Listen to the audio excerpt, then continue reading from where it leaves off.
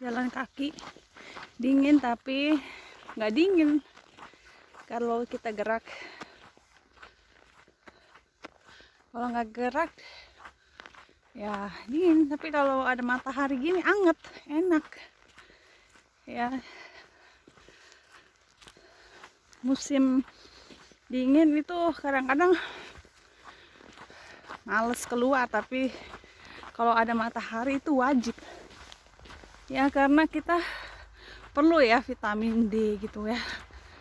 Kalau enggak kita bakalan depresi terus di rumah, pagi gelap-gelapan terus. Aduh, ada mobil lagi, ini mobil tuh, ini kan es tuh, licin ya, jadi kalau jalan pun hati-hati ya. Nggak lucu kan, lagi asik-asik jalan cantik tiba-tiba kepleset. Saya mau jalan ke atas ini seperti biasa, rute yang biasa, tapi karena jalanannya licin begini agak males jalannya ya. Jalanin aja sampai mana tuh, seperti apa ya, kalau ada matahari gini bagus sih ya, kayak apa sih namanya, kayak padang es ya. Nggak tahu deh apakah saya bakalan rindu kalau saya pindah ke Indonesia suasana kayak begini. Nanti kan ada videonya ya, kalau rindu ya lihat-lihat aja videonya ya, karena kalau terus menerus tinggal di sini juga bosan juga. Tiap tahun tuh begini, udah berapa kali musim dingin saya lalui di Jerman ini ya, kurang lebih sama lah tiap tahun begini ya. Kadang banyak, sedikit saljunya, beda-beda sih, tapi ya bedanya anak-anak saya sekarang udah gede kan. Kalau dulu setiap hari tuh biasanya keluar nemenin anak-anak main di salju, tapi sekarang anak-anak udah gede, udah nggak mau main di luar, paling ya kebanyakan di dalam rumah. Makanya saya bosen kalau terus di Jerman. Hari ini lebih dingin lagi nih, saya hari kedua ini ya jalan kaki di tempat biasa.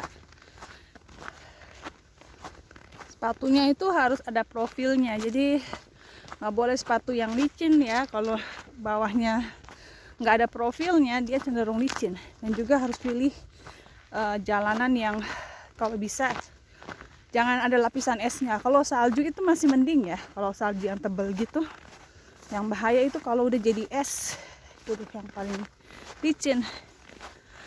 Jadi memang rencananya tuh saya mau pindah lagi ke Indonesia ya, walaupun di sini kehidupan memang cukup bagus, segala sesuatu serba terjamin, sekolah anak-anak gratis, pendidikan kelas dunia, yang apalagi semua anak saya itu masuk sekolah yang memang sekolah unggulan, dan yang paling penting kan gak usah bayar ya. Jadi karena serba terjamin ya, nggak ada alasan kita nggak mampu bayar sekolah yang bagus, yang berkualitas, karena nggak ada uang, karena memang sekolahnya gratis. Kecuali anak saya yang bungsu, dia sekolah khusus, sekolah Katolik yang privat swasta, jadi bayarnya sedikit lah, sekitar 1,5 juta tiap bulan, hampir 2 juta. Jadi walaupun demikian saya sudah tidak tahan tinggal di sini. Bukan cuma karena cuacanya ya, bukan cuma karena kedinginan di sini, tapi kata orang Jerman sendiri, bukan cuma dingin cuacanya, tapi juga dingin hatinya. Orang di sini tuh cenderung dingin ya, dari karakter gitu. Karena memang ada pepatah yang bilang karakter orang tuh hampir sama keadaan cuaca di tempat tinggalnya gitu. Jadi kalau cuacanya dingin ya orangnya juga dingin gitu. Dan ya memang ada banyak hal lah ya, khususnya buat saya sih yang utama itu pergaulan anak-anak remaja di sini di Jerman. Buat saya apa gunanya gitu mereka secara sekolah, pendidikan ya terjamin, tapi moralnya nggak terjamin gitu.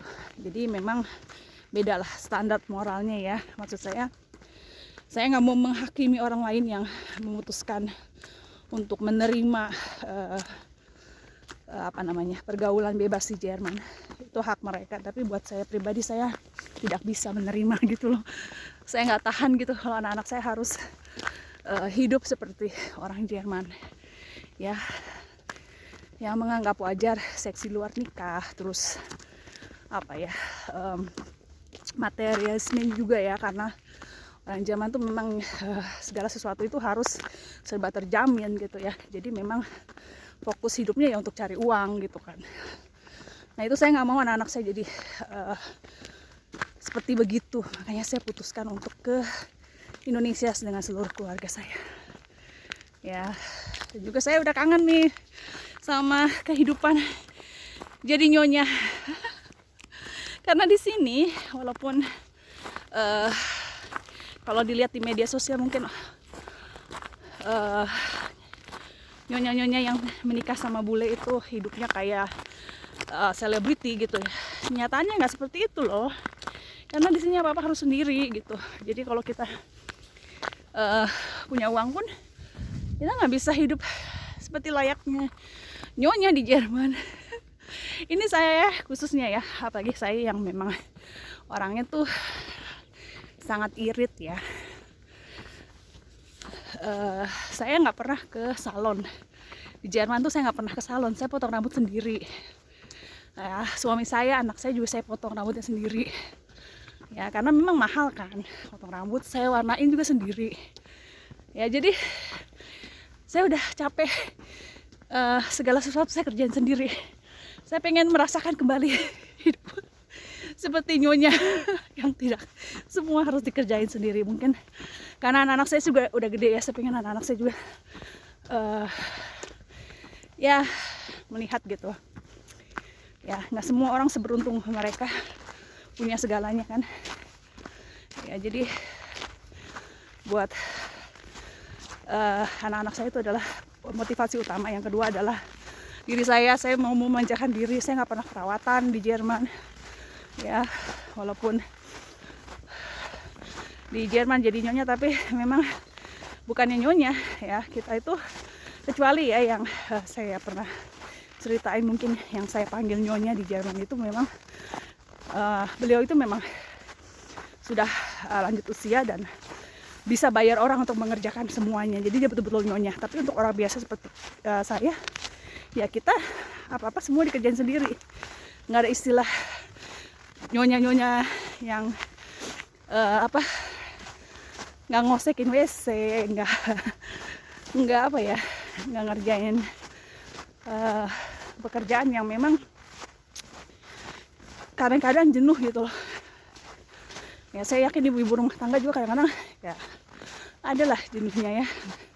Kalau terus dengan rutinitas jadi ibu rumah tangga, semua dikerjain tanpa ada yang menghargai gitu.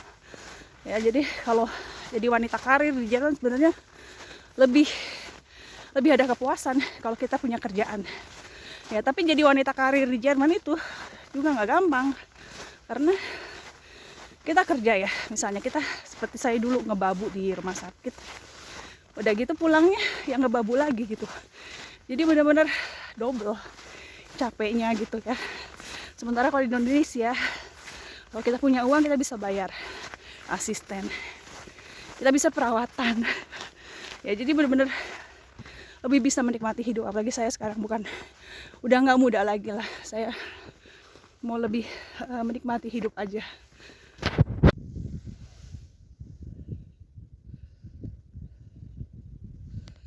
Ya, jadi saya akan jalan kaki keliling ini ya, semua ini terus ke sana sampai ujung ya, terus muter lagi sampai saya kembali ke bawah sana. Jadi rute perjalanan saya tuh rutin, kalau satu rute ini, lingkaran ini saya jalan itu 1 jam ya biasanya. Tergantung, kalau saya jalannya lebih cepat ya lebih cepat. Tapi kalau licin kayak begini harus hati-hati ya. Jadi saya jalannya nyantai ya, kurang lebih 1 jam lah. Dan itu lumayan jauh ya, kira-kira 5 km mungkin. Tahu nggak apa yang terjadi dengan sepatu saya? Coba lihat, hancur. Terpaksa saya pulang lebih cepat karena saya tidak mungkin melewati jalan penuh salju begini dengan kaki bertelanjang. Ini sebelum hancur saya sudah sampai di rumah ini. Kalau enggak kaki saya bisa beku ini.